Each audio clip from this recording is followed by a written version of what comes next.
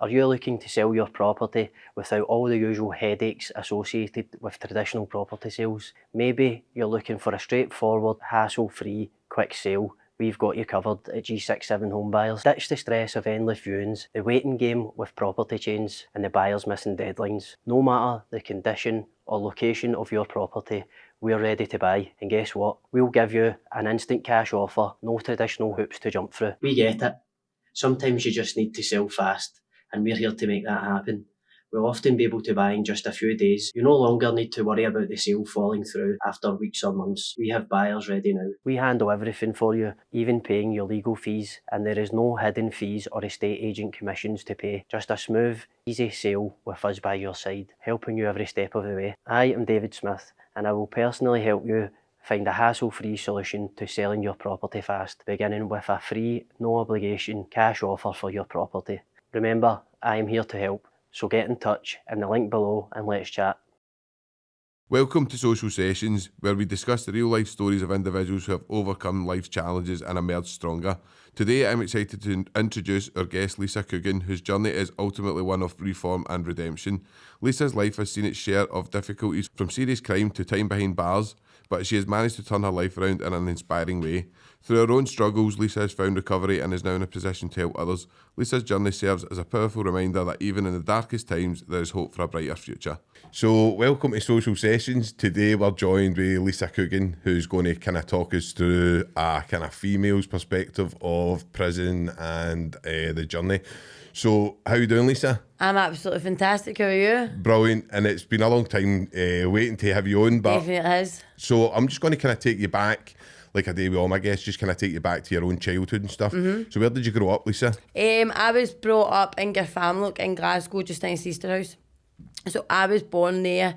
I wasn't born there. I was born in Airdrie, then we moved straight to Garfamlock. My dad stayed. It was down that time when I stayed there. It was like the old Garfamlock, completely different from what it is now. I had an absolute amazing upbringing. I couldn't say that I had a bad upbringing or anything. I was always kind of out, like kind of doing my horse riding, things like that. I was always the one that like kind of never went out or anything, try to keep myself and.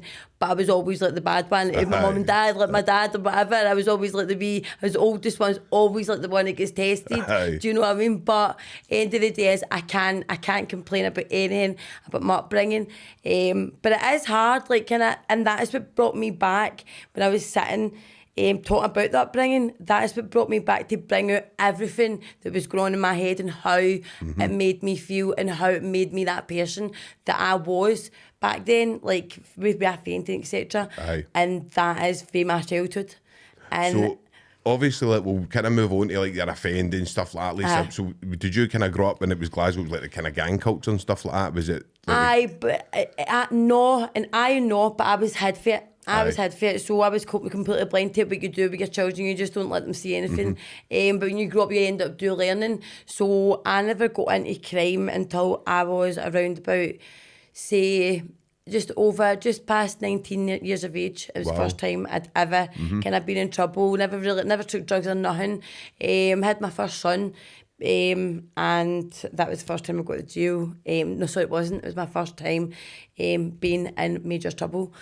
So what kind of led you in? So, see, obviously, like, was it a relationship? Was it something like that changed? Because obviously, if you've been going through kind of straight, and then how did it change, Lisa? Right, so as we were talking about, obviously, my kind of childhood growing up, right? So I was actually brought up for Garfamlock, going from Garfamlock to going to Cambro, Garfamlock, going to my grand's, mum and dad splitting up. So that was going from there away over Airdrie, from Airdrie to Clarkston.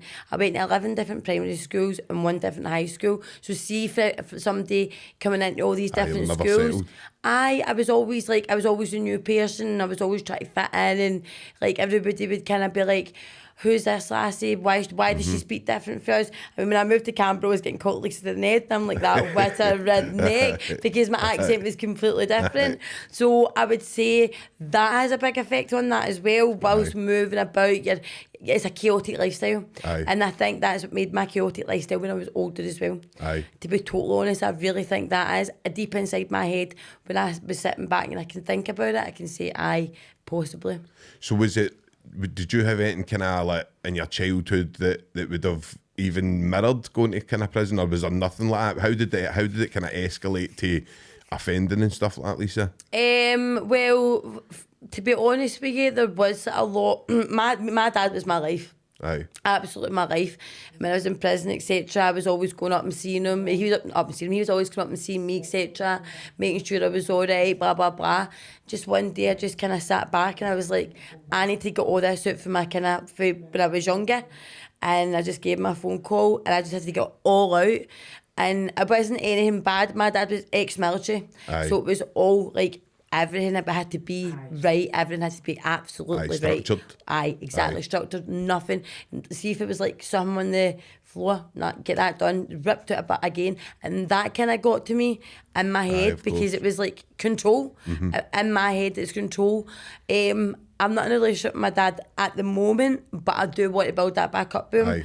Do you know what I mean? I really, really do want to build it back up with him, and for my mum's sake and for my children's sake as well, because it is still their papa and it's still my dad, and I wouldn't be here if it wasn't for him. No, of course. Do you know what I mean? And that's the way I'm seeing it. It's good to kind of reflect on that and see that kind of structure, and then obviously moving about, and you can kind of see where this has started and piecing it together, Lisa. Oh, aye. So obviously I'm going to just kind of move you into kind of just into the kind of prison. When was it? What age were you first time when you went into prison? So I'd probably say when I was 21. I was 21, first time out of prison. I just had, as I said, just had my first son Bailey. He's now 14 years of age, and because I'd moved into an area where people didn't know me and they'd seen like other, like kind of, I was talking to other people, they're like, how does she know them, blah, blah, blah, blah, blah. So I was like getting attacked at that point. They're like, because when you're an outsider in a small village, and it was called the Crooks, and it just was a small village, do you know it? I know of it, It's a small village, so it was dead cliquey. And at that point, that was my first offence. My wee boy was lying in his bed and girls tried to come through my door. 2 girls tried to come through my door, and my reaction in my head is, what if my son wakes up? What if they come through that door and he's traumatised? He wakes up and he remembers this for the rest of his life. And for that, I done what I had to do, and it was a serious offence. I ended up being in for a stabbing, because in my head I kept thinking something was going to happen to my son, and that is all I kept thinking about. Of course. So that was my first charge, a serious assault to permanent disfigurement. So I got, for that, I kind of fucked up. I fucked up. So I got 200 hours community service and 2-year probation, but I never done it. Ended up meeting a man, fell through in Glasgow, messed it completely up, ended up on the run with him. Oh, that was a bad one. That was a wild one. That was a really wild one. Through postal. Not mentioning any names through that part, and it was for a shooting. Aye. So we had to start for like a blow up bed and a telly with your cassette and nothing. But through that relationship was a very, very toxic relationship, and I can see that as well. That brought out more anger in me. Because I was controlled. If I wasn't in like 2 minutes before, my head was getting smashed in. I was getting accused of this and that. If I was going for a bath, I was getting accused of that. It was mental crazy. And so I started like kind of seeing the way he was, and then I was like, had a job. I was working in the Polish club in Maryhill Road. It's at the bottom of it. I was working in there, loved it, and it was one of these days, and fucking bruises all over my face, blah, blah, blah. Couldn't deal with it, and I was like, I need out of here. And I just ran for a taxi and just got to my mum and dad's bit. And my ex-partner followed me, hiding in the bushes and all that. Do you know what I mean? At my mum's house, phoned them, you better get your daughter out, blah, blah, blah. So that kind of controlled me. And I had my other baby son there, Cole. He was only a couple of months old, and he was there as well, and he was threatening my mum and dad, blah, blah, blah. Do you know what I mean? So at that point, I was going, what do I do here? What do I do? So I'm not going to lie, I ended up having to go back with him because I was scared for my family's safety. So my kids still were at my mum and dad's, and I'm really, really lucky that my mum and dad took on my children, because at the end of the day could have been put in care or whatever. I am so privileged, and my wee boys are thriving, they're doing amazing. But it does show you that when you sit back, you can sit back and go, what did make me like this? Why am I like this? Why have I got so much anger? why do I have all these thoughts? Why am I overthinking things? And it just takes you back to just one wee, it's like a flashback. And it was in October 2021, sitting in Salton prison, and I sat back and I was going, I just phoned my gran. I went, Gran, everything just came out. She went, Lisa, do not think that we do not believe you. She went, because I believe every word you've just told me. She went, it's fine. She went, just try and calm yourself down. She went, you've got it out. You've actually finally got it out. She went, I think that's what you needed. And see, after that, Sean, I never went back to jail. It was like, I feel as though I had a spiritual awakening, right? People, you know yourself, people think, no, I'm spiritual crazy myself. No, because we talk about all this manifesting spiritual awakenings, but I genuinely think I had a spiritual awakening when I was through COVID in Salton for a remand. And that was I've been out June 20. So I'm out 3 years now in April, like 2 Saturdays ago. So I was like, oh my God, that's the anniversary of 3 years. But I just sat back and I was thinking, I was going, what is actually making me this person? And I'm not this person. And because see, when I get that angry, horrible, nasty way, I sit in the back after it and I go, I feel dead bad with it. No, of course. And I think if obviously like if I can take you back to like your first time when you're going into prison, right? Aye. What was that like when you're going in? Because obviously as a guy, I was in for a long time and I know how I felt going into Pullman. My bubble got burst in the way that I thought, like, you obviously hanging about Cumbernauld and you think, but when I went in and I actually seen some kind of real kind of boys that were in my bubble got burst and I was like, wow. And I had to step up really quick. But it was off sad, Lisa. Do you know what I mean? I don't know if it's that similar with you. Yes. But basically what I done is when it is scary when you go in for the first time.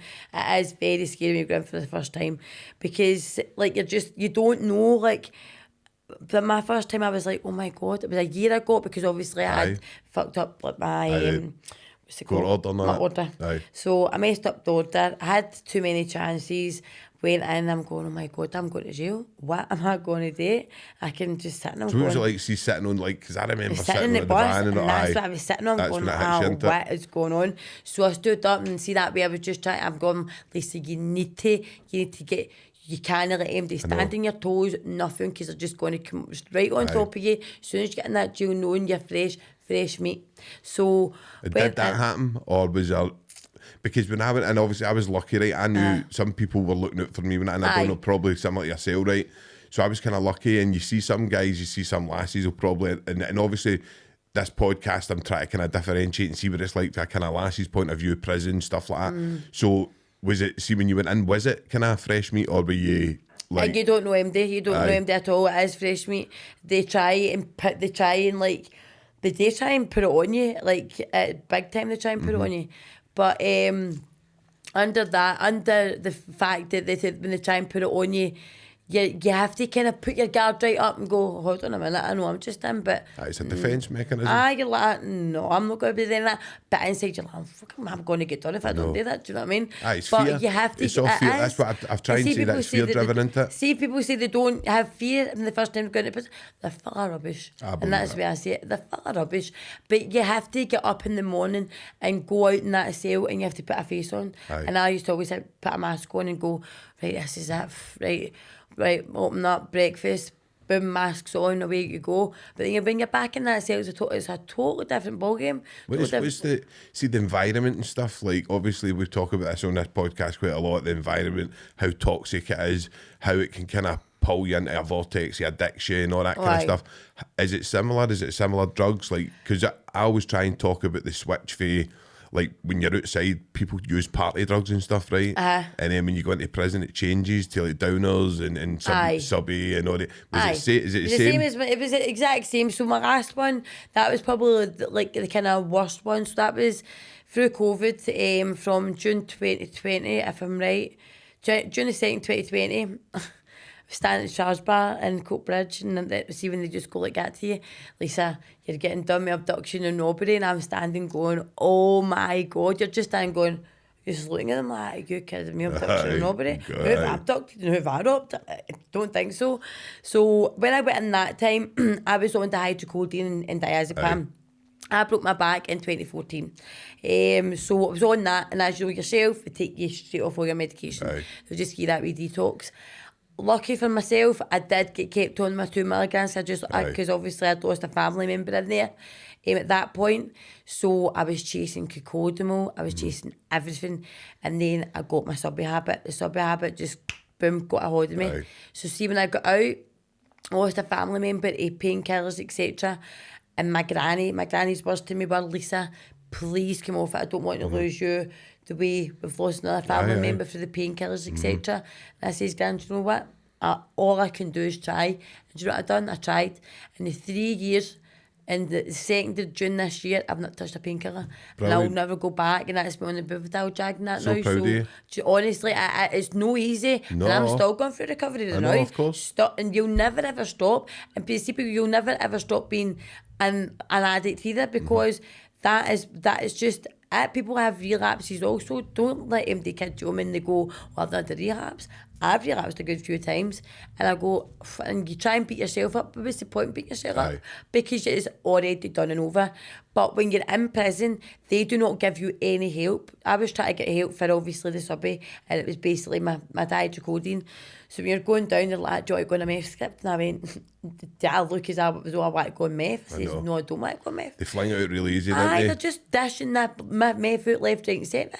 I'm like, no, I don't want to go on meth. I says, listen, I said, I've been trying my hardest to see even trying to see, going to the health centre or anything. Mental health, you cannot see mental health at all. That is absolutely ridiculous, like in the prison system for women herself, because a woman's hall is completely different from a guy's hall, Sean. Completely different. Like in a guy's hall, there's just that next thing, and throughout my Stockton, there was legal and that going about, Tizaram, blah blah blah, and stupidly myself, I got a card through a Tizaram, put it. I didn't know what to do, right? So I ripped the card up, put it half a card, put it right in my kettle, boom, phoned my mum. I nearly killed myself that night. Wow. Nearly killed myself, and my mum had to phone the jail, and she always does kind of like blame herself, because I get obviously caught my phone, etc. blah blah. But my mum was saving my life, because I phoned my mum and said, Mum, I'm doing myself in, and I've never in my life, Sean, said that. And it must have been so much stuff, but that drug is one dangerous drug, and I've never, like, see the amount of people I've heard that's in prison that's died for it. I mean, you know yourself how many people are dying for it. It's now out here, people are dying for it. It's crazy.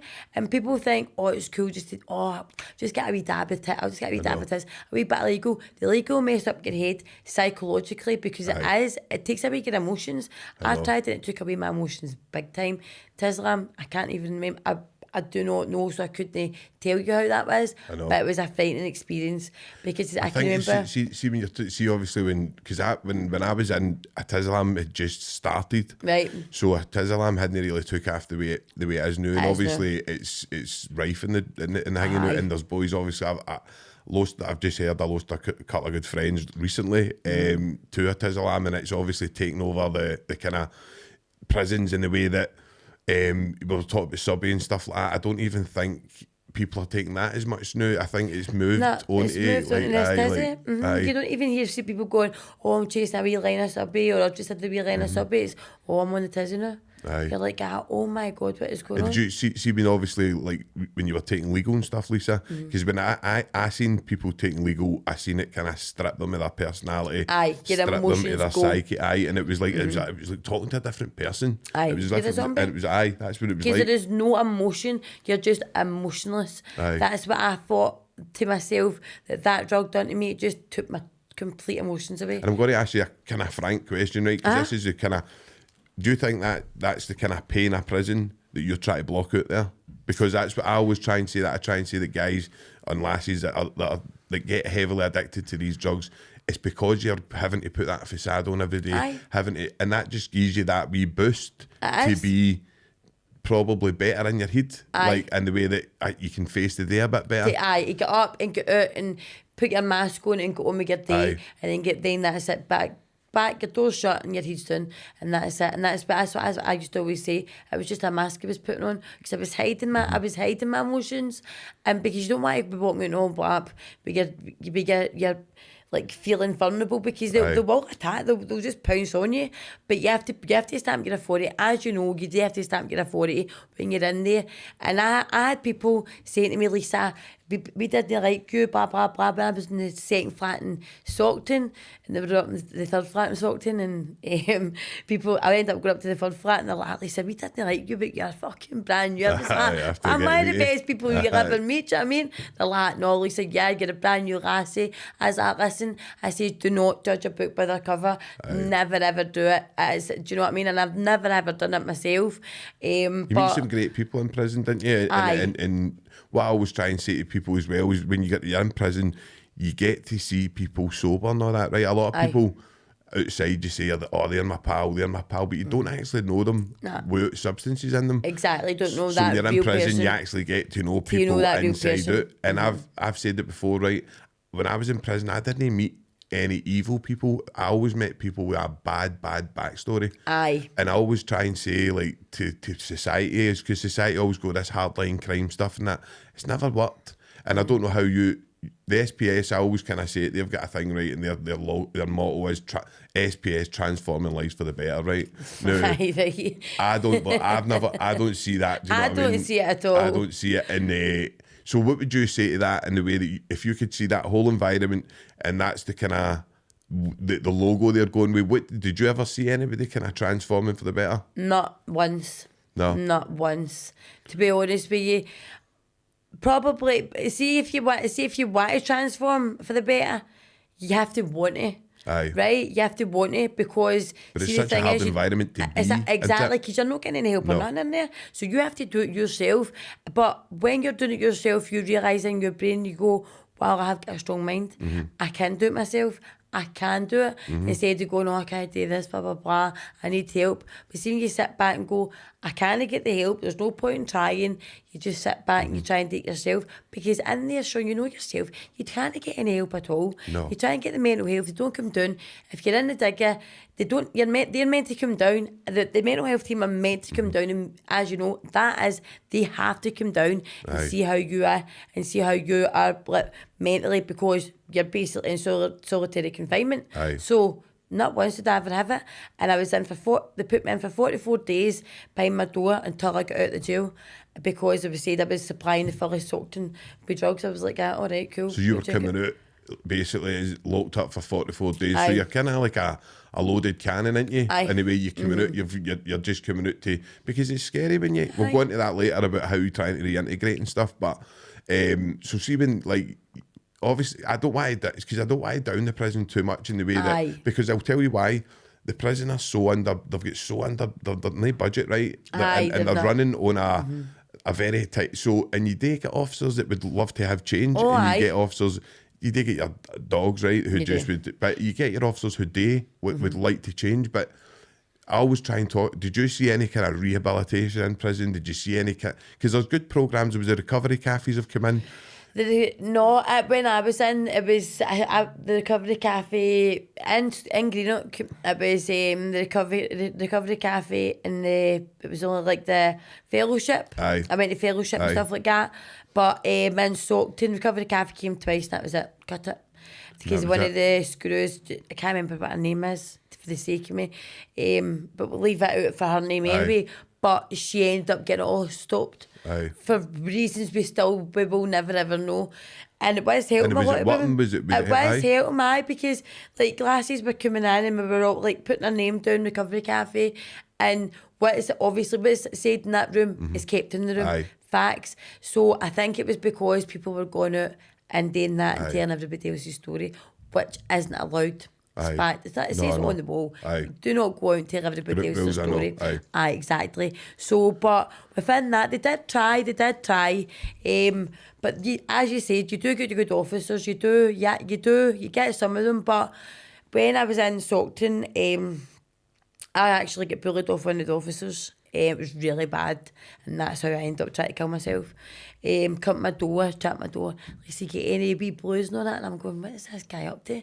Lisa, get any legal? He's just trying to annoy me. And he's an older man. He was probably in about, like, he's late 50s, probably about hitting 60 now. Gordon, his name is. I Was he doing this to other lasses No, or just just you? myself, just me, and everybody was seeing it, and none of the screws would listen to me, right? So I was in Nordler room one time, and I sent a letter up to my pal Aidan. They got the letter, read it, but in this letter, because of what Gordon had done to me, I wrote, his day will come. Now that doesn't mean his day will come as in anything kind of violent. That means that his day will come, he might walk out the jail, might fall and break his leg or something. Aye. But I get pulled in, and he said to the governor, I'm terrified, Lisa Coogan. I just looked at him, I went, but you ain't come out of the fucking mafia. Aye. I says, Griselda Blanco. well, exactly. I Griselda Blanco, do you know what I mean? I'm like, for God's sake, I'm like, just looking at him going, and then even the governor was looking, I'm like, aye, right, yeah. I was like, listen, I says, see the end of the day, I said, my mother's phoned here a couple of times now. I said, you'd have done nothing about it. I said, I nearly killed myself over your officer.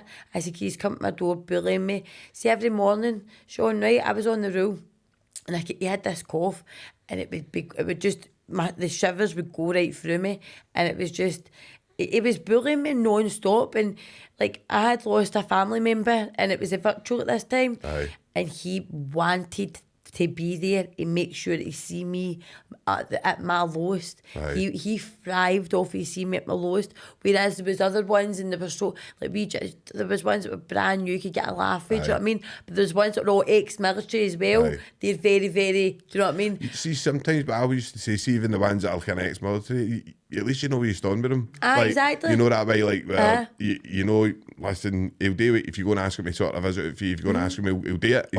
He'll go and do his job. But if you get caught doing something, then he's not going to look the other way. Aye. I used to prefer that, because sometimes you would think you would get an officer that was all right with you and all that, and then the next thing he would say, he would go against you, and you'd be like, what exactly. happened there? I thought you were all right. You know I thought you were all right, but what has happened there? Aye, exactly. So is that similar or not? I mean, it sounds really like the guy's jail. It does. It sounds like another image. Aye, it does. Because seeing seeing the lassies' jails, right? Like last year, we've got no phones, right? We've got like there's no phones, no drugs. There's hardly nothing in get the lassies' halls. And see when they come, see if anything comes in. Me and my wee pal Erin had a phone, and obviously somebody stuck us in. We're all man with the phones in the hall. I don't, right? So somebody stuck us in, and obviously the drugs were coming through, etc. And that's when it all started getting photocopied. I'm like, oh no, man, pure redneck. But see, the end of the day is, you do get the ones, but then they were picking on only me and Erin, because see if that was happening in a guy's hall, they wouldn't get away with it. The guys would end up leathering them, and that's the way I seen it. They were like, oh, it was just. So do you feel as if like there was a power trip, a complete power trip, and a shift in like the power dynamics in the way that you didn't really have a voice, if that makes sense. I couldn't see, even like when you're putting your rules and they ask you if you want to place a comment. No, I don't want to place a comment, because the Scottish ministers aren't even going to read it anyway. They say they're going to send it to the Scottish ministers. If you appeal it, they're not going to send it anyway. Regardless, everybody knows they're not going to send it. So see, if I was to take you, obviously leading on for there, right, we can go into addiction, right, and talk about how that kind of played a part and how things played out for you, Lisa. How did, obviously we spoke about your dehydrocodeine and stuff like that. Is that what kind of just led you straight into kind of taking subby, and then obviously just for there, is that how your addiction kind of? No, my addiction was diazepam, Valium, and obviously painkillers. So diazepam, obviously I was prescribed them, then I started taking street Valium. So when you take street Valium, I'm a totally different person. So I was on them, I don't even know what I was taking. Like, I lost everybody, I lost my family. I lost my family for 12 years. Now I just got my family back all together, realistically, in November last year. Brilliant. So I fought for that for 12 years. It wasn't a fight, it was a war, Sean. I had to do this with my boys and my mum and my brothers.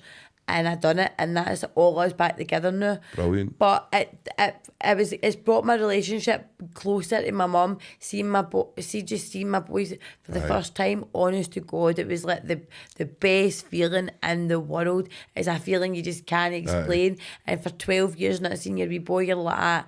And I was sitting pure nervous. I'm like, oh no, he's coming in. And see when he came in, you would think we were apart. We think we were just best pals, and you would think we were apart for 12 years. years. It was absolutely outstanding.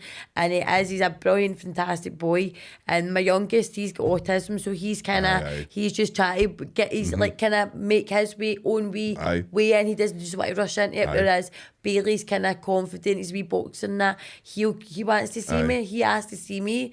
So I was all chuffed and I was like, yes, wee boy wants to see me. Because I contacted him first, Ron, because I messed up my kid's life, and I know I did, through obviously for protecting my son, and then obviously my son got took off me. But that's through addiction, isn't it? So this is where it all kind of, it's all stemmed for that, isn't it? And I was very, very selfish, very selfish, very, very selfish. I was like sniffing cocaine, I was taking Valium, but I was never ever a drinker. I've never been a drinker, Sean. I'll maybe have, if I'm going out, have one or two, just socially. I'll have one of them, and that's me. I've never ever been a drinker. It's always been downers, diazepam, like maybe sniffing coke, taking a bit of, do you know what I mean? That. And then last April 28th last year, that's when I stopped taking the Valium. Just stopped. And that's what we were talking about last night. Me and my best friend were talking about last night. And I was like, oh my God, I says that is me a year the more I Valium. I'm like, no way. I was like, couldn't believe it. And I was like, see, just thinking about it, I was like, it just shows you how time comes in. But see, when you're in recovery, you see everything so much clearer. So much clearer, and your mind gets so much better, and you actually start realising, and see this person I'm with now, see 2 years ago, a totally different person, totally different person.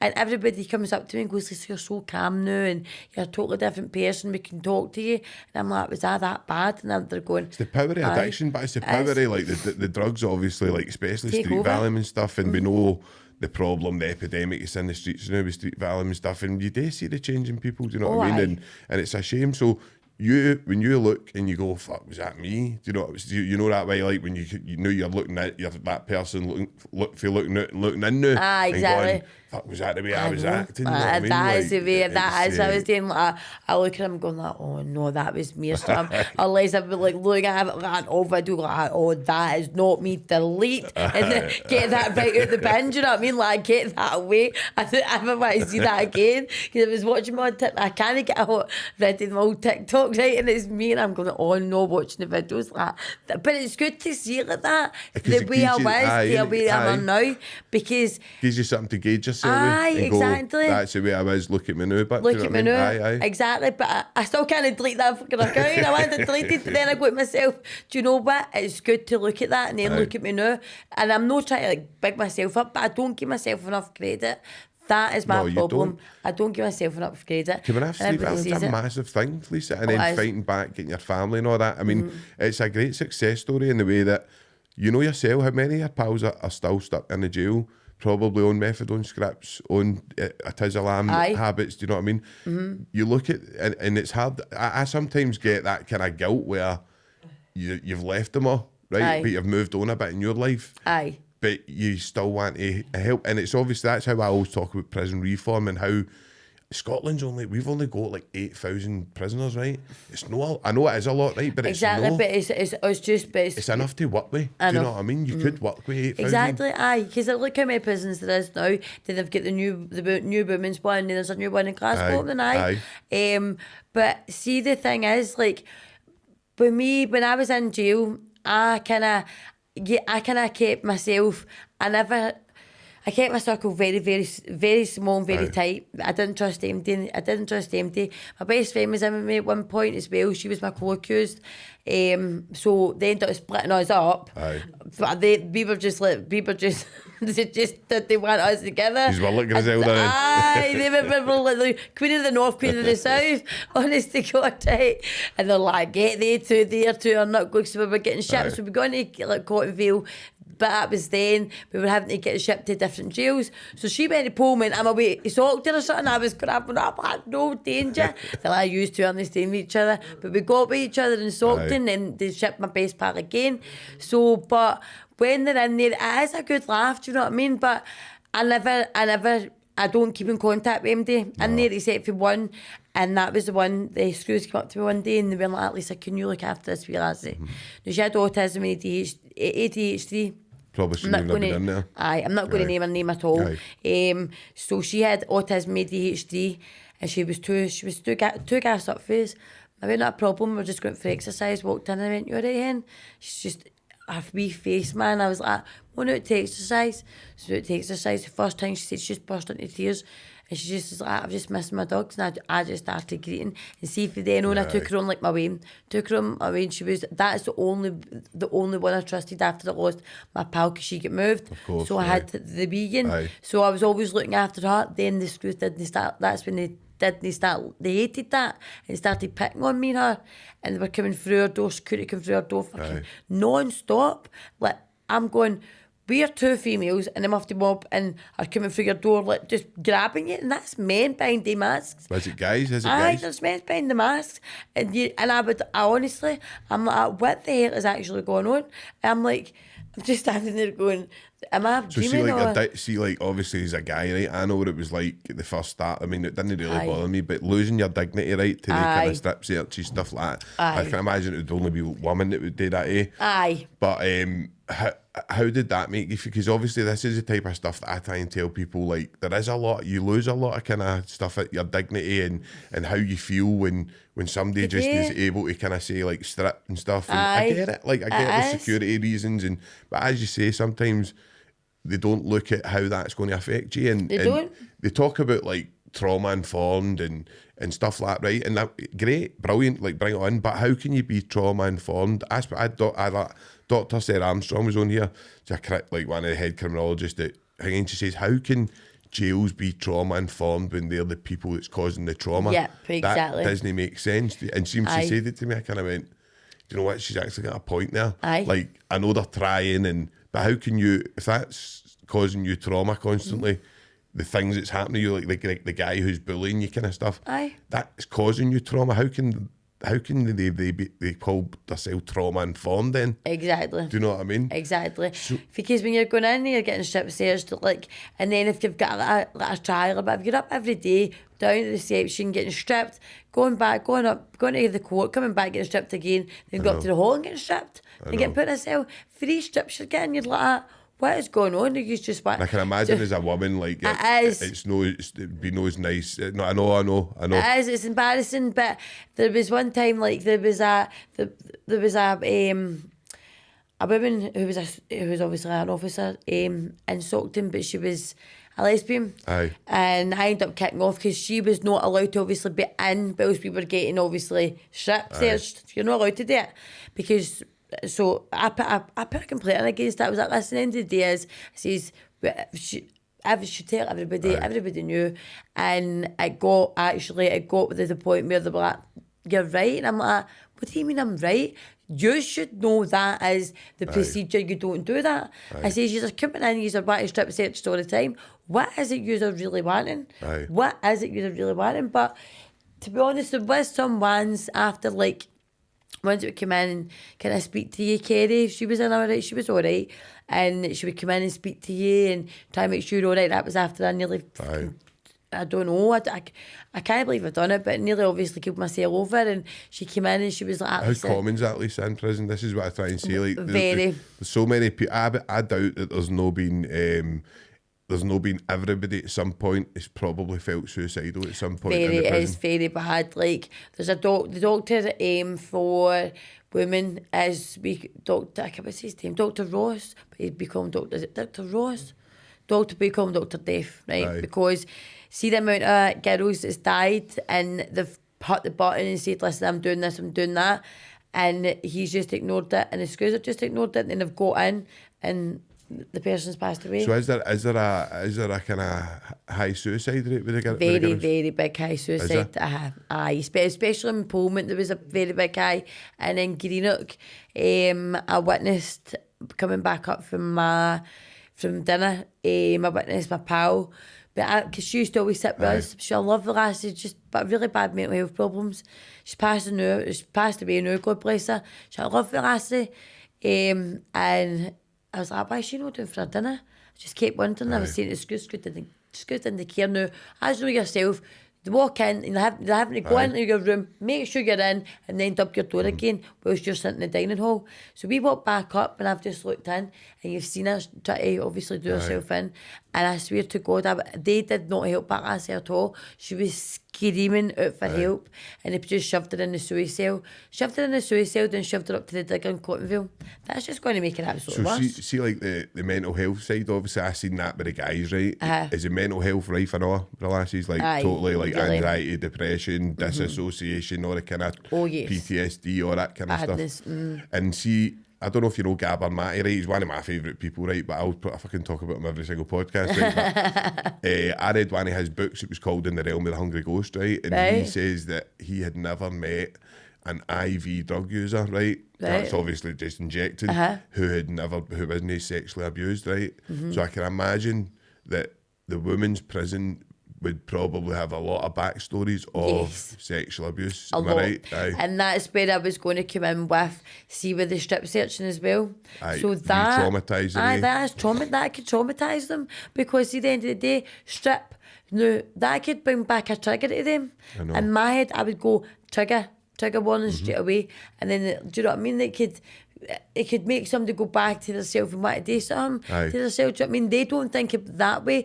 They need to kind of look at it and give them a wee bit of support. And do you know what I mean? Give them a wee bit of leeway. I know you're in prison, and I know that obviously your liberty's took right after you. You've got no choice.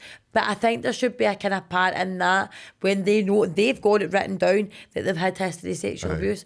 And I think that there should be something put in place where they're more kind of lenient on that, because it is a lot of people women in prison who have been sexually abused, obviously in the male prison as well. Do you know what I mean? They've been sexually abused also. So do you know what I mean? I think that it should be, because it's just the way they strip and do this, do that, and you're going to yourself. And see when you was talking about it a minute ago, I was thinking to myself about obviously the stripping. I'm going, for people who have been sexually abused before, that is completely. Do you know what I mean? That is a trigger. No, definitely. In my head, it would be a trigger warning straight away. I think. See, like if I was just to ask you, like, if you were to look at the full playing field, right, the whole kind of full hall at a girls' prison, what's the mental health like? Like, what is it? Is it?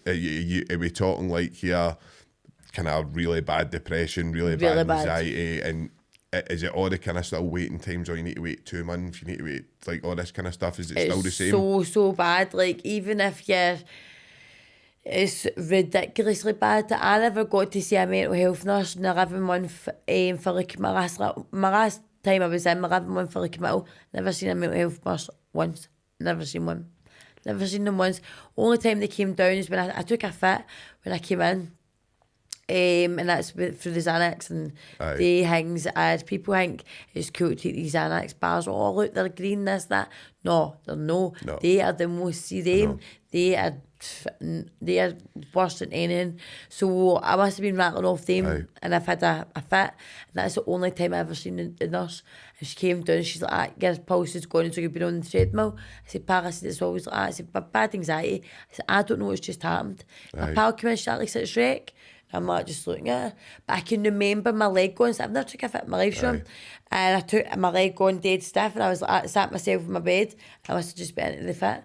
And that scared me to death. Definitely. That really, really scared me. So did see like, we talk about kind of on here a lot, like how prison causes you to go into a kind of hyper-vigilant state, right? And you don't really come out of that. You don't really come out of that kind of hyper-vigilant state where you're kind of expecting things to happen, whether it's through staff, whether it's through other prisoners, whether it's through.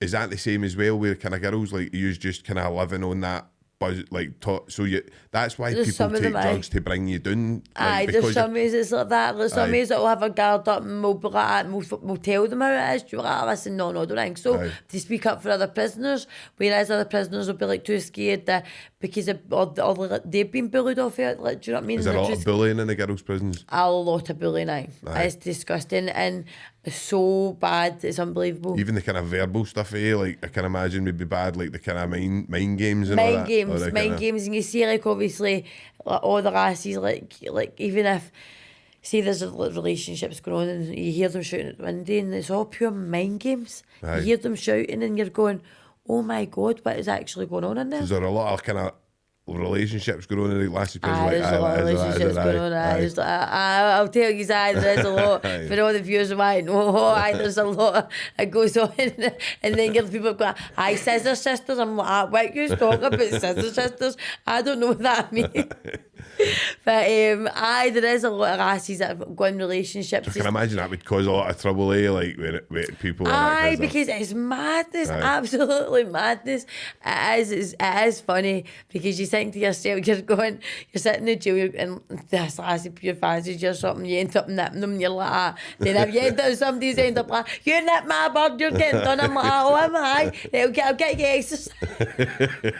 And see, you know, my mum's like, right, and I'm not going to lie, end up going with this lassie, and I cannot believe it, right? It was so funny, shouting at the windows every night, you're right there, Hen, oh, I love you, babe. I'm like, oh no, redneck, what was that happening? My mum was like, she looks like Oliver Twist. I'm like, oh no. See, you know, thinking back it, but that was, it was, do you know what, it was maybe just because I was lonely, and it was just something to talk to, but we ended up having to get split up. She was up the stairs and I was down the stairs. But that's probably just looking for that connection, isn't it? It was, They're trying to get that connect, because we always, like, when you go into prison, you disconnect for yourself. You do spiritually disconnect, because you kind of need to. You need to. So I can imagine just even that, having a relationship, even just having somebody to kind of, it's just that connection, because you're probably lacking that. Do you know what I mean? So it's the lack of connection. But so see, like, what would you say, like, if you could kind of talk about, if you could have a magic wand, right, and you could go, do you know what, this is what I would like to bring into the prisons. I think this is where we're missing. I think this is what we could do better. What would you do, Lisa? What would you kind of bring in? I would see right now, because of how bad the prison is with drugs, I would actually want more. If it was for me and I was sitting at the highest, like the highest of the high, and putting in the rules, I would want for people to get better mental health people, like better mental health teams in, so everybody can get seen to, because mental health is a very big thing. Maybe you can't see it because it's in your brain. You can see a broken hand. It's internal wounds, isn't it? You can see a broken hand, you can see a broken leg, but you can't see a broken brain. No. You can't see it.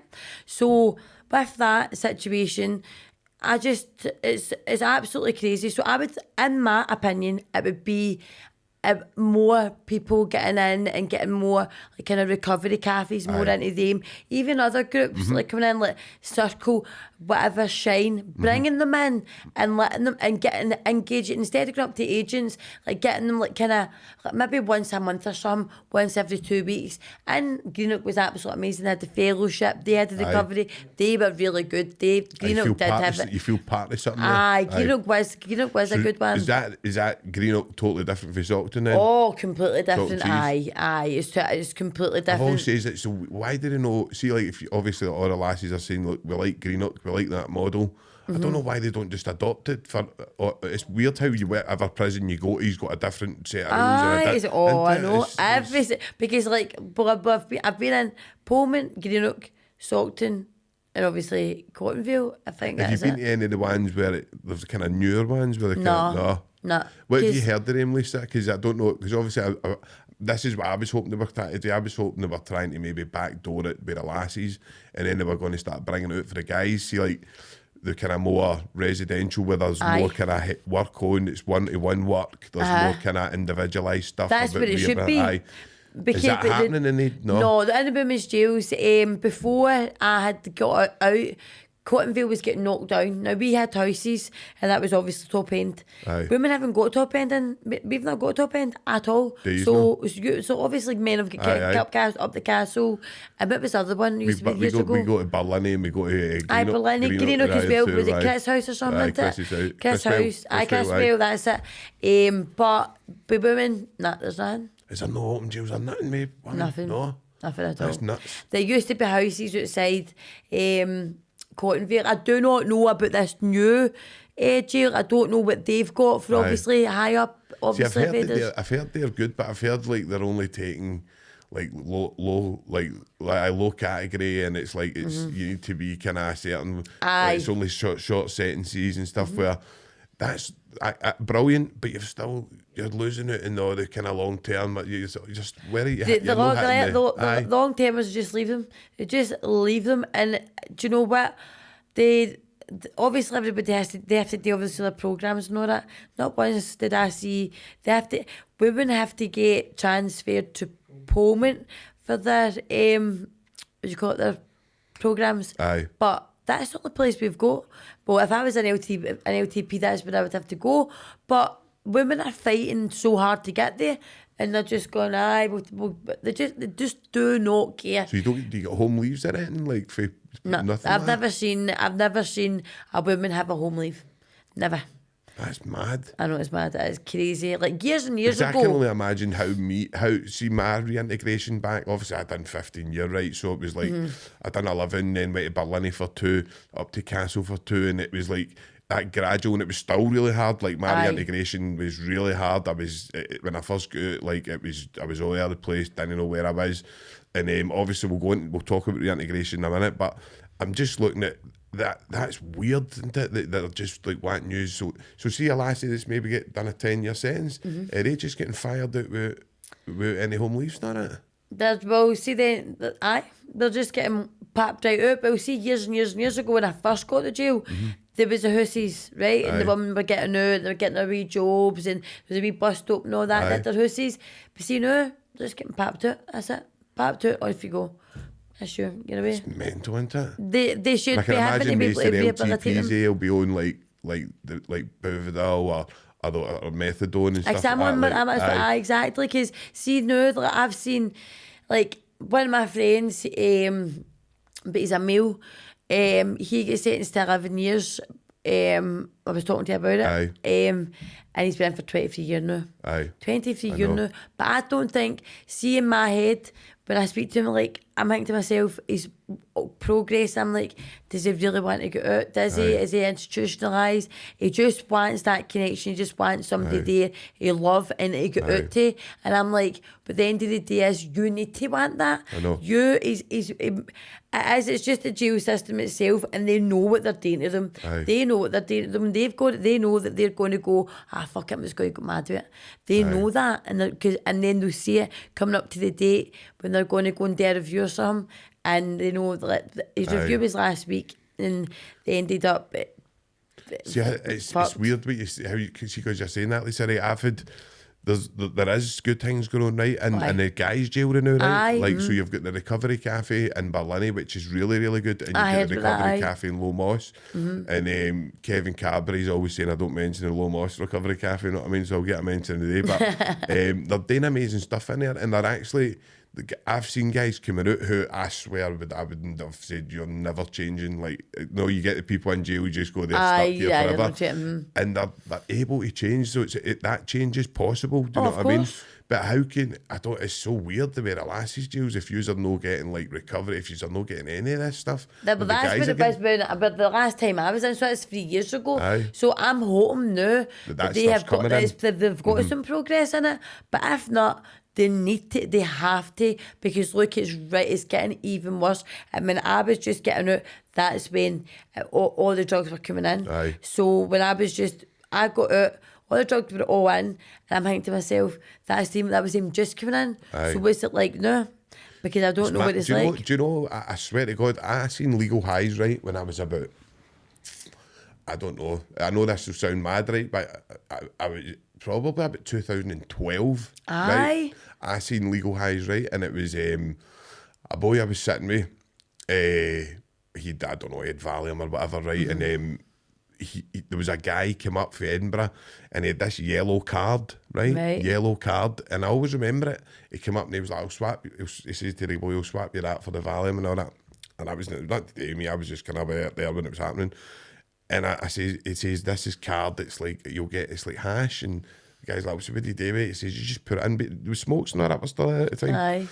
So I didn't touch it, but I remember them taking it and they were all saying it was dead like hash. It was really like, that's what it was like. It was no like the stuff new. But that was how so long it must ago? Have been different in 2000. And then it died out.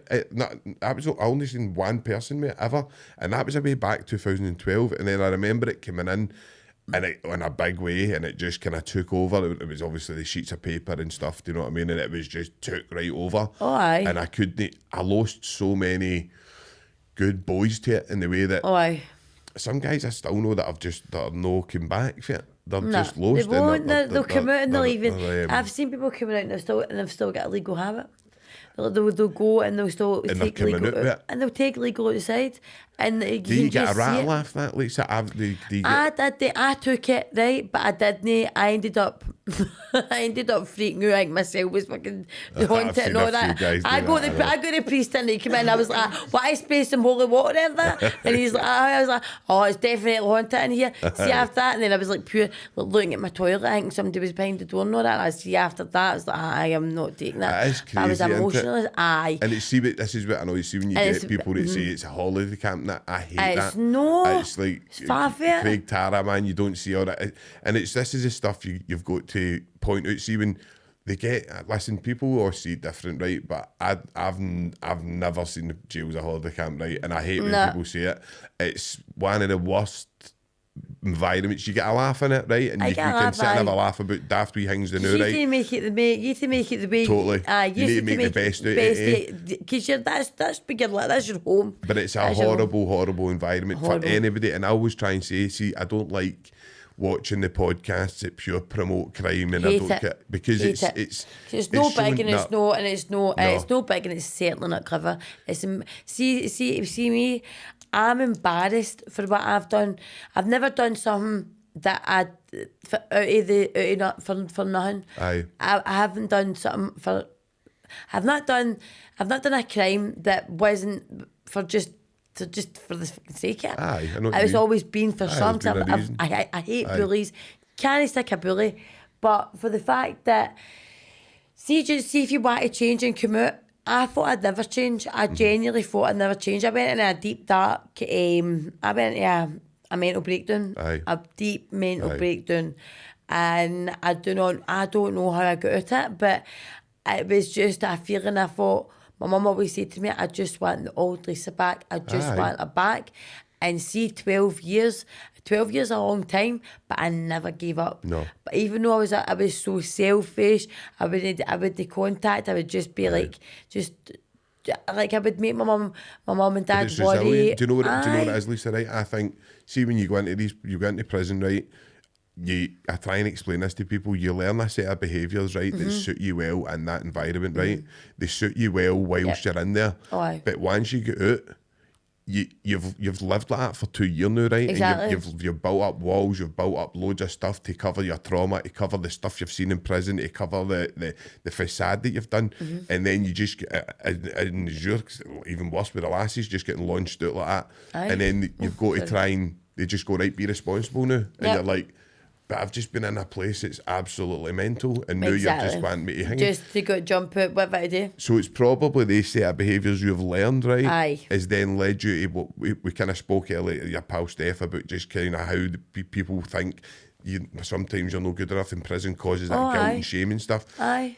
That's probably what's happened to you then. You've probably come out and just went to people that you've went and kind of gravitated towards the people that you feel comfortable around about. Aye. So you become comfortable in that trauma, comfortable in that addiction, comfortable in that, because that's all you know. And it becomes a normal, doesn't it? Aye, you think it's all right, and you think everything's all right.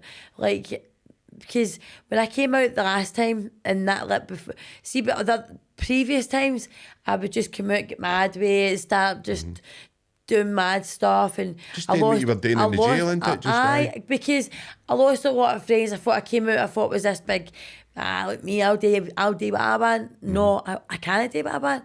I'm a mother of 2 sons, and I can't have my boys thinking that it's all right to do crime, it's all right to take drugs. It's no all right, and it's no big, and it's certainly no clever. And as you say, I don't like when there's on podcast and they're promoting the crime. It's no, because people think, oh, that you've been in the jail. But no, mate, I'm embarrassed I was in the jail. I am so embarrassed, unbelievable.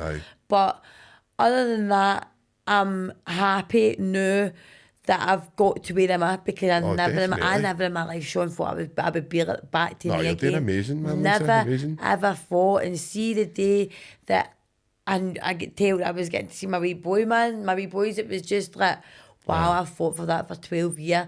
And I thought it would never happen. I've just sat, I was like, that's it, it's done, overdone me. Do you know what I mean? Because see all the stories that people say, oh, she's got her veins too Catherine, what's she done? Do you know what I mean? See all the stories that get made up. And I'm going, I really wish you could stand in my flip-flops for 2 minutes and see if you can do that.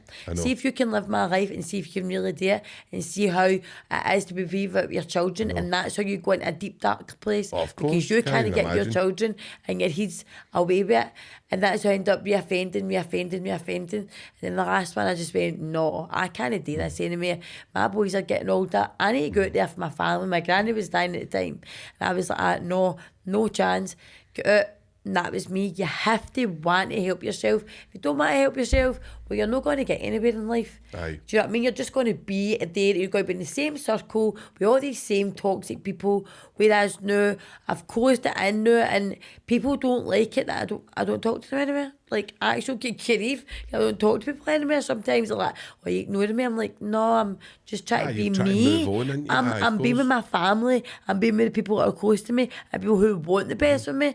I don't want to be jumping about with all yous because it's not that you want any harm or you don't want you don't want the best for them. You just need to take yourself out of that toxic environment, and you need to realise that sometimes you're that you can be that toxic person. If you know what I'm talking about. See, with certain people, you've got different relationships, but you can be that one that's the one that kind of drags people in if you're like that, if you're living that life.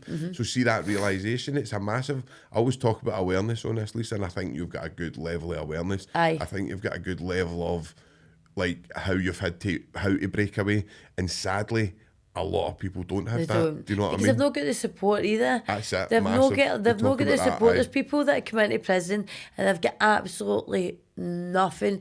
They come in and they've got like it's heartbreaking. So sad, I know. It's heartbreaking. And you're what you got them give them clays and make sure they've got shower gels and everything just to make, because I mean manners cost absolutely hee-haw. See, because I've got the support outside and I've got the money and if I can help somebody, I'll help them. But then they end up with people both start taking the piss out of it. Right? And then you end up seeing why they're really like that. But you think to yourself, they've got nobody outside, they've not got their mum coming up to see them, they've got their dad, where's their children, do you know what I mean? And I was just lucky enough to still have my mum and my dad and my kids and my brothers. No, your support network. Do you know what I mean? See the support network. I see it all the time. See if you've not got a support network, and anybody that I know who's succeeded getting out and managed to change their life a bit has got some sort of support network, whether it be a good fam, and most of the time it's family that's Mine's my needed, family you know now. what I mean? My family gave up me for 12 years, Sean, and I don't blame them. I do not blame them, because it was for their own sake and their own safety and their own sanity. They'd have been really hurt or no, but it broke my mum. It really, really did break my mum. And like my kids, as soon as I obviously got in contact with my kids, I just told them straight out. Like, I wasn't going to lie to my boys, and I wouldn't. I tell them straight out. My brothers, like, I've nearly lost my youngest brother, Harry, and I thought to myself, I can't keep doing this. And he kept like no talking to when I was in the jail, and he's like, I just don't like my big sister in the jail, I just want you. And he's 21 now. He's like, I just want you, I just want my sister. Of course. And he's like, it hurts me getting in there.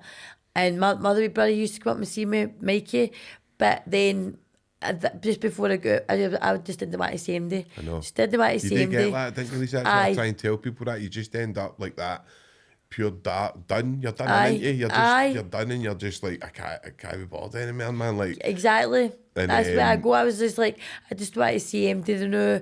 I was going through that way. Obviously, I'd opened up in my granny on the phone, and I just thought to myself, and I wrote a letter to my dad, and I just sent it. And saying the days, my dad's still my dad, right?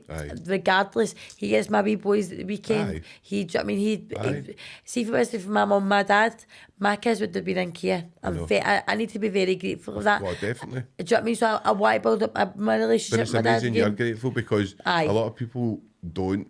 No, they appreciate, they don't. They take things for granted. And I think, I don't know if this is what happens in Lassie's prison, right? But certainly as a guy, right, I remember being in prison and starting to probably think that you've got some sort of people should be doing things for me. Like, Aye. I'm in jail. Like, Aye. you know, like it's a Exactly. weird thing. Like, and not in a bad way, but you'd say to somebody, if you go, can you get us a jumper or can you get Aye. new trainers? And then it would be like 2 weeks later and you'd be like, how's he not go? As if, and it's not you come out and you go, fuck man, like, They've no, got a life out there. You've got a life out Aye. there and they've got to try. It's hard to That's try what and I was like, my brothers incorporate. as well. I was like, always on the phone to them, like, can you get me this set up, blah, blah, blah, like my trainers, my clothes, like my trackies, my leggings, blah, blah, blah. And I'd be like, be ready, but I'm like, have you, my brother's like, Lisa, remember I've got a job and I've got a life. I'm like, sorry, son. Do you know what I mean? You always forget. And my best pal, she sadly passed away in October, and she was always like kind of handing in money, but then they got to a point where I was sitting in prison and there's people asking me for money to send them money, and I'm going, I was sitting in a jail cell and you're wanting me to send you money. I hold on the fucking hood, do you know what I mean? What do you want me to send it for March? Do you know what I mean? You think to yourself, oh my God. But you see, when you're in prison, you realise who's really there for you. Aye. Because people do not care. They'll go, oh, see when you come out, oh, how are you doing? I don't talk to them. I go, listen, maybe when I was in jail, you just want to know the gossip. There was only about, I could only count it one hand, and there was my family, obviously, and then it was my 2 best friends. That was it. It's the only people that were ever there for me, It's all and I you've lost needed, them. right? When you think about it, right? It's all you've needed to change about, Lisa, right? So see all these people that we talk about who are lost and that are probably never going to change. Aye. They only need a wee support network of 2 or 3 Is people, it? right? And that's what's and that's what I've tried to say to people. You can't send people back out into the street with mad drug habits and stuff like that and expect them to change. Why are you so surprised when they reoffend? When they reoffend, they're back in the hall a week later, because you have not helped them and not rehabilitated and not gave them that help to go, right, okay, this is there's a wee plan. I mean, it's not hard. Getting a wee plan going out, then getting the wee the women have got Circle and Shine. I don't know what the men have now. We've got like Phoenix do a lot, Turning Point do a lot, and there's that's terrible, I can't remember, Grassroots or something like that. Aye. But they do prison pickups and I stuff like that. pick do you know what up I mean? and they make sure you're all right and So come there is in. stuff happening, do you know what I mean? Aye, that is just coming in, know. but they only work for you for a certain amount of time. Right. And I was working with Circle. Was it Circle and Shine I worked with. So with Circle one setting, it was Shine the last one. And I ended up having to change my worker because she just wasn't help. She just wasn't helping me at all. So I ended up phoning up 6 months max. 6 months back, aye. But you can extend it. You can get it extended as well. But I ended up, after that 6 months, I could feel myself as though, nah, I don't need it anymore. I'm starting to get on my own 2 feet, and I've got my family back, and I'm away out every weekend with my mum, and things I thought I'd never do ever in my life again, I'm doing it now. And I've never ever thought I'd ever be able to do it again. And that's me doing it again. You know what I mean? Like going out with my mum and my brothers, sitting going out for meals. Never thought that would happen again. And here I am, back to me. Just started seeing your wains and all that. I don't know how that is as a mother, like being away with your kids. I honestly couldn't even start to kind of fathom that. And then how that, like just watching your kids growing up outside and all that as a mother, I just don't even know how bad that would be. But is there a lot of kind of mums in prison? Is there a lot of kind of mothers? Aye. But it is really sad because there's mothers in prison, and I'm not bad mouthing them at all, but they just do not care about their kids. There's no care in the world. All they care about in that prison is drugs. Drugs and getting what they want. Drugs. Legal. That is what it is. It's that bad. I gave somebody that size a piece of paper for a mobile phone. And I'm like, what the fuck is going on there? A wee bit of paper. Not even worth £2 for a mobile phone. Then that night gets spun a game with the security. I'm fuck's sake. But anyway, I think there should be definitely more, and maybe like getting them a plan to come out so that they can they're no reoffending, and they're getting more like there's somebody with them and they're engaging with them. Like more regular than it is the now. I don't know how it is the now because obviously mine was 3 years ago. So I hope it's like getting better. It is, Lisa. I mean, obviously, it is getting better, but for me, it's not quick enough, and for me, it's not effective enough. Like that's the only problem I've got. There's amazing things happening in the prison, right? But it's like groups of 12. Aye. We've got a population of 8,000 here. So if you take every prison, you've got a group of 12, you're talking maybe a couple of hundred. So what's happening with the other 7,800? Exactly. Do you know what I mean? They need the help. So it is happening, and I don't understand how they kind of look at things that have changed and go, right, there's Lisa come out, she's worked, what helped her, a support network, this, right, let's try and put that into perspective for everybody. Let's put that into play for everybody. Aye, if I can work for one person, I can work for somebody else. See if I always say, see if I could do it, because I'm taught about, I was in a low, dark place. I lost everybody, my family, my friends, everybody, and I was in a low place. See if I can do it, I can say they can do it. Aye. And that is what I want to do. I want to start helping people, and that is why I'm starting to go, I went incognito, I call it incognito mode, right? I went incognito mode for about a year and a half, my past relationship there, and that's when I went in recovery. And I wasn't on TikTok and all this, and Facebook and blah. I don't even have a fucking Instagram. I am a dinosaur. I don't know. And I was a whiz kid back in the day, no. So see when you're on this TikTok and you're trying to be you're trying to help people, and I have been trying to help people. Then all the tools bouncing, and they're saying, do you know what? See now, see first Sean, I was biting, right? And I was, and then that's what they want, I know, and my best friend was like, stop biting, and I'm like, right. So see now, I just laugh, but I just need to get it, because see that a couple of weeks ago there was a woman, and she was in. She was in a hospital, and she came on a live with me. I was talking about her, and she's like, "You just talking to you has made my day." See, just saying to somebody, "Hiya, how you doing? You all right?" No, but are you all right? I always say to people, "But are you all right?" Because they might be holding it back, and she had a good talk to me, and somebody reported her, and that has to get banned for a week just for telling me and help, and so she mailed me. She's like, "Thank you so much." See things like that. That's what I want to do, and see people. Well, it's just it'll build up in time. And I would just. So you're still quite early on in your journey. Oh, very early. I'm out of prison just the same as you do. I mean?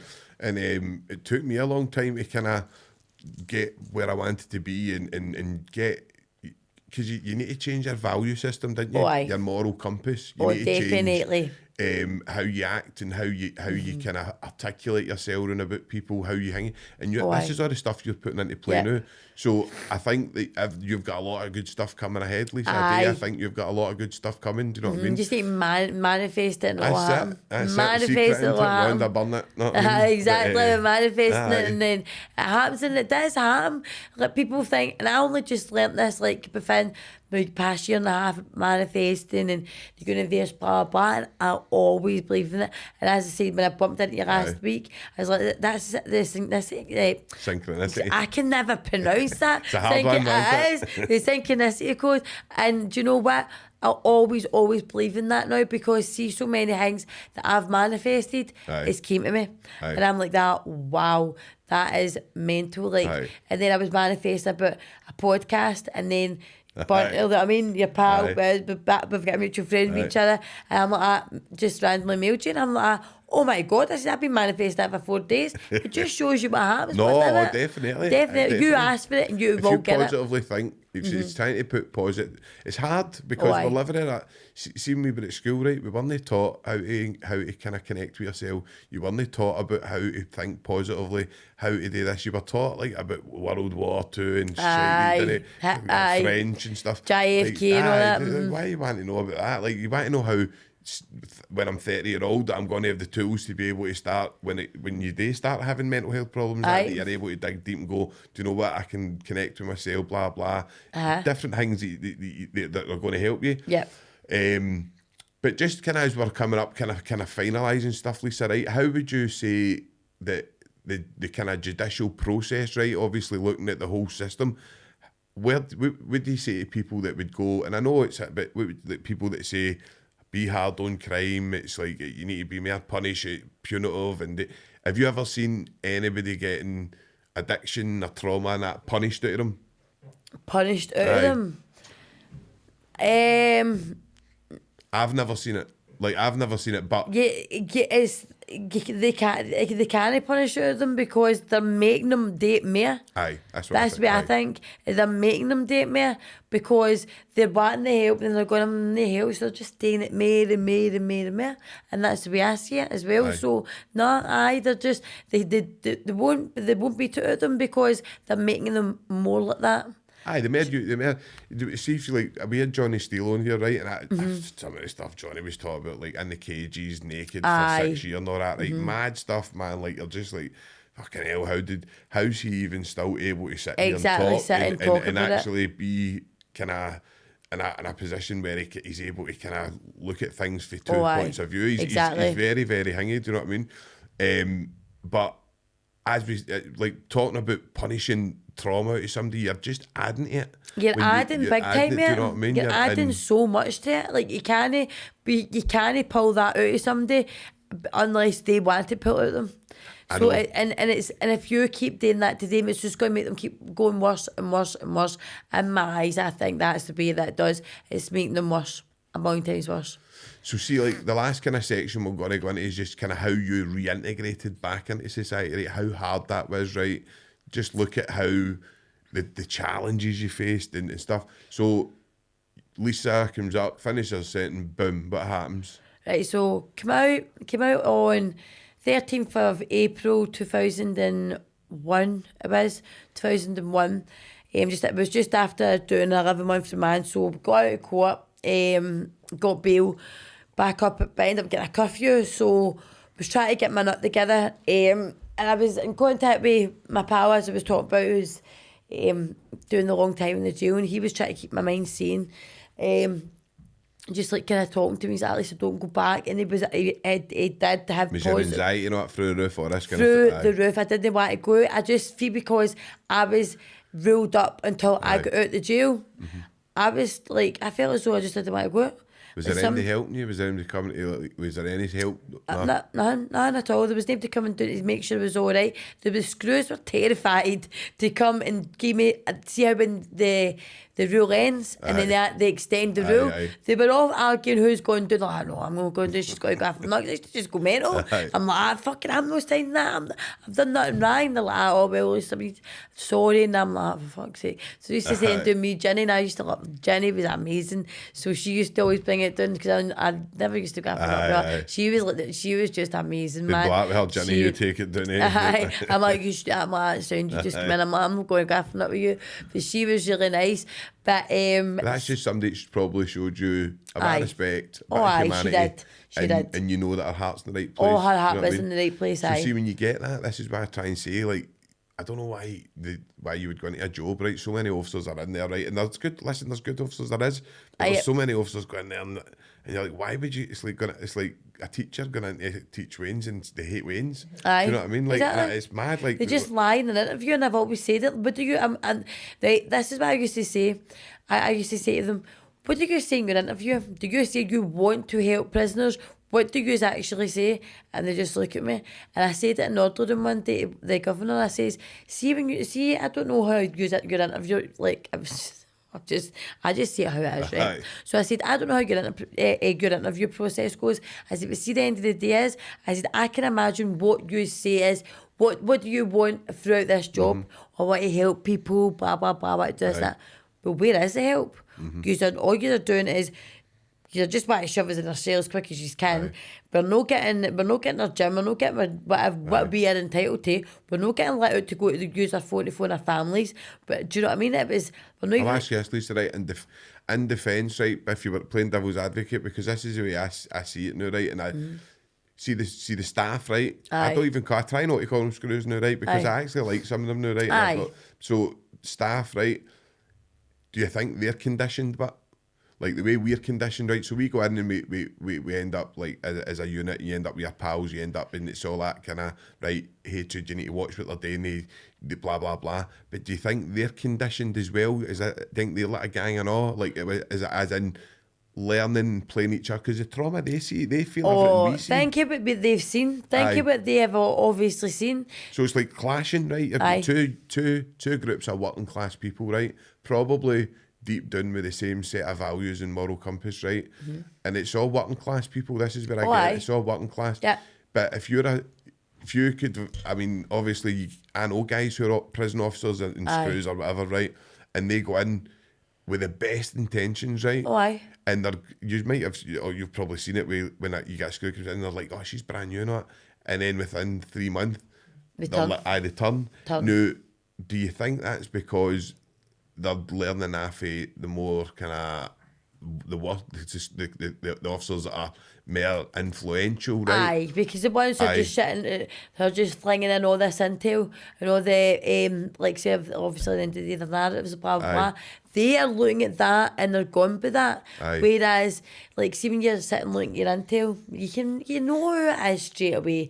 Now, on one time, my intel came up with Lisa Coogan, I couldn't stop laughing. A face mask, right? was on in the hall with a face mask. I'm going like that. Is this cunt for fucking real? He's actually put me in my intel about face masks. Well, why did they put them in the with sundry purchases? Do you know what I mean? Because we loved it last. Do you know what I mean? Last guys, we all like to have moisturising. And do you know what I mean? And we like to self-care is always. Do you know what I mean? That helps you as well. But I was the one getting in trouble for what about with a mask on. I'm like, it's me, but you're going to do something. And it was the see-through ones as well. Honest to God. But you do get good ones. You do get really nice officers. And as I said, I was speaking about it last night. You do get good ones, but they can see them changing sometimes. I know. Because they're listening to too many other ones. And the ones that are kind of influential. And I think that it's like a gang, right? So see when they're trained, right? So when they go into their training, right? They're trained, right? Don't listen, they're manipulative, they're violent, they're aggressive. Don't listen to them, don't ever trust them, don't listen to them, they lie to you. They do that. So I always try and go, like, how are you supposed to build a system here that's going to mutually help use with your work, right? Use job satisfaction, because you can't be getting job satisfaction doing what they're doing, do you know what I mean? And then helping the prisoners, actually rehabilitating people. Exactly. You need trust, right? You get that is what you need to engage. Exactly, because you need trust to engage with somebody to get that relationship built. To go up, would you ever up meant, listen, I've got a legal habit, because you're going to get punished for it. Do you know what I mean? Like, you can't, because I get punished for it straight away. Because I can remember one time, I went into see, like, when you get a, what's it called, when you come off a rule and you have to go into a meeting. Can't remember what the meeting is. So you go in and see the manager, the governor's not there, but so you go and see the manager, and two officers, I call them, right, because they are, some of them are nice. I know, I need to stop calling them because that's so nice. So I'm taking that off of you, right? So two staff, and it was one of the ones that was bullying me, right, had went into my cell. Now that is not allowed because I am without my cell. And it's a packet of Cocodamo, because I was chasing Cocodamo because of my diff habit. So I never had my diffs. And they came out. As soon as I came out, and I had just been off report, they came in and just done that, slammed the report down. I went, what are you doing? And they went like, get all your Cocodamo. And I went, you shouldn't have been in my cell because I wasn't in here. I said, and why you stood about my room? I says, I don't think that's right. But I never put a complaint or anything against it, which I should have. But I would never done it. There's no point. I know, and that's where you get the you become that kind of broken way, don't you? Where you just go, I've got nothing to go to here, and you feel. This is where I try and see, because I've done work with the prisons, right, and tried to help, like when I'm doing workshops with the prison officers, and they ask me quite a lot to go in and kind of do, like, would you help out with this, or would you help out with the recovery cafe? And I'm like, aye, but the recovery cafe isn't that brilliant, right? Why? But there's not enough of it. And it's just where it's trying to build that trust up where you can actually be able to go up to somebody in the staff and go, listen, I'm fucked. Exactly. Like the way Masty's feeling in the jail, I'm fucked. I need help. I need to start for this. I need to really just dismantle myself and put myself together. But how much would you not be able to do that? Because if you went up, you would probably be like, listen, she's ready to flip her lid. It goes straight to security. Exactly. Do you know what I mean? Instead of... and that's the same. And then they start, if you were to say that to them, they would take that another way, and then they would be like, they would probably think she's ready to blow her she's about to blow, like then you never know, like, oh, she's about to blow, she's about to do something. Do you know what I mean? When you're only asking for help. Definitely. That's all you're asking for, is somebody to come in and speak to They you. need to build on the trust, don't they? They need to build on, and I know, listen, it's hard. I'm not trying to say like it's an easy job, but I've said it before, any business, if the three of us started a business, right, and you were going through it and nannies trusted each other, the business is never going to succeed. Do you know what I mean? Because you need to trust. You need to have the trust. Exactly. The business is just going to go right down the drain. So I think the prison's the same, but so I'll just take you back to kind of reintegration just before we're kind of, so what was the hardest part, Lisa, then you just coming out of prison? What was the kind of, was it mental health? Was it addiction? Was it the dual diagnosis? Was it all it together? Was it what we kind of talked about earlier? Were you addicted a wee bit to the madness because you had been in prison? Were you addicted to that chaotic life? The last time I came out, but like it was in the other times, I was addicted to the madness when I came out. Addicted to the madness, going about with all these idiots who just don't give a toss about you. They just want you for that, for the money, to use you. Do you know what I mean? And the kid on, oh, I'm your pal. No, they're no.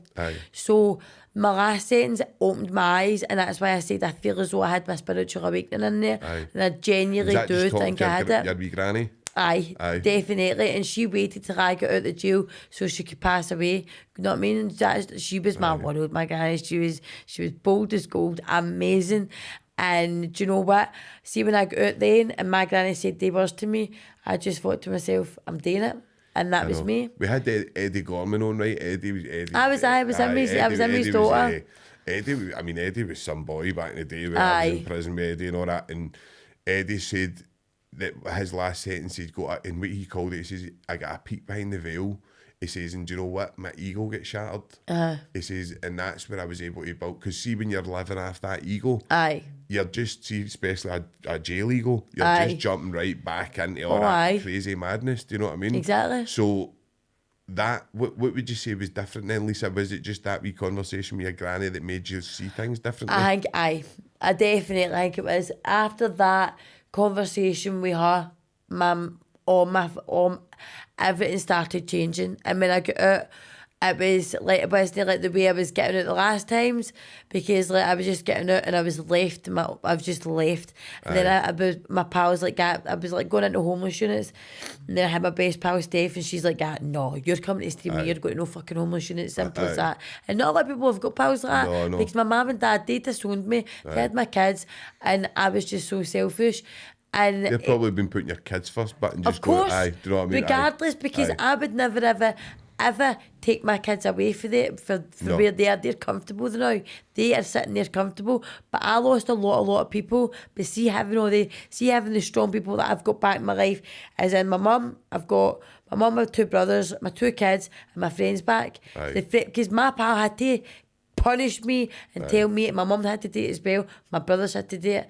And my kids do you know what I mean? Like, see, I don't think they will punish me, but they'll be like, obviously asking questions, but that's how to tell them first. No, you need to challenge yourself, don't you? You need to take a bad responsibility. You need to. If you with that, you're never going to change. If you're going to go like, do you know what I used to go? Mum used to go, Lisa, you're always feeling sorry for yourself. And I did used to feel sorry for myself.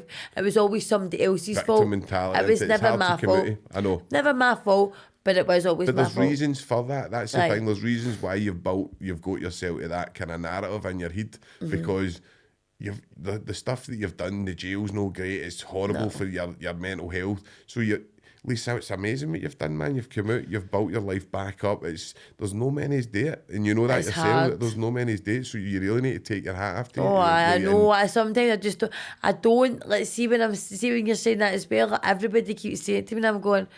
I just look at myself and go, I don't give myself enough praise, because I'm still in the journey. I'm still in the journey. Now I call it my jigsaw, right? So you've got a puzzle to every single part of it. Now, if you were to ask me if I was to restart my life again, would I change it? I wouldn't. So I wouldn't be the woman I'm today, and that's for a fact. And I always say to people, believe in yourself and others will follow, and that is my new motto. Believe in yourself, others will follow, and I've got it on that as well.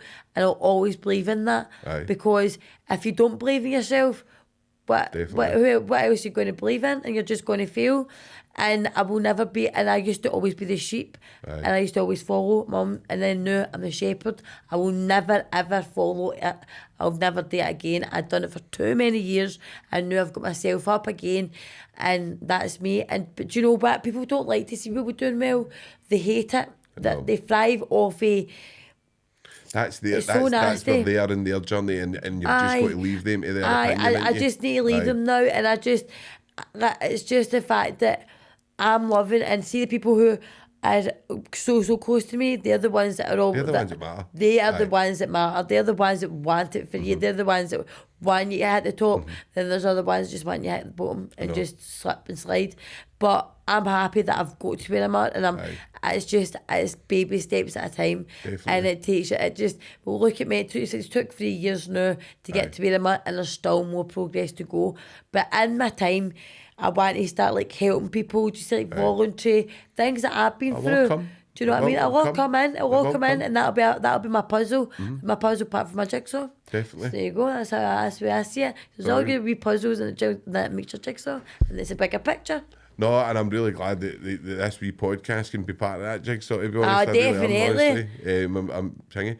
But right, so just as we're coming up with the end, Lisa, I always give like the guest last week kind of message. So see if you were to give like a message to like the young ones watching, maybe like young lassies that are maybe attracted to that kind of lifestyle, whatever. What would you say? Like just kind of give them a wee message, just kind of support. I would just say to them, this life, the way this world is in at this moment in time is a very different place, and I would say drinking when you see all the younger ones drinking, it's no cool. It's just you're going to end up getting yourself in the jail, the police picking you up when you're 15, 16.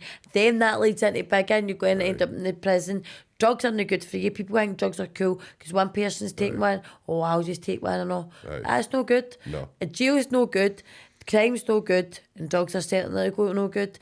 And because I've got 2 young boys, and I would say, see everything I've done, I would never ever want him to. I would just do not go down that road. And as I said, if you just believe in yourself, others will follow behind and see you doing that and go, right, okay, if she can do it, I can do it. And that's the way I can see myself. And I go to myself, well, I done it. Like, it took this long. So that's what I always say to them. Like, and I said to the wee man that, like, my boy's a boxer. And I said, just keep believing yourself, wee man. I said, because you are going to get there. And he will. And I just keep saying to people, see people that actually want to do it, and want to progress, and want to have a good life. That is what I say to them. But you see, crime, drugs, all this gangster shit, it's not, and it's not a life you want to be in. It is not a life you want to be in. And that is, I've learnt the hard way, and now I can go, right, okay, I can just keep getting on with my life and just building it from here now on. No, and I think good things have to come, Lisa. Definitely keep manifesting it. But no, thank you very much. No, thank you, Sean. Thank you very much. And all the best with everything. And, thank you. Let us know, keep in touch. And let us know I'll be keeping in touch all the time. That'll be me keeping in touch all the time. Thank you so much, Sean, honestly. No bother. It's been a pleasure.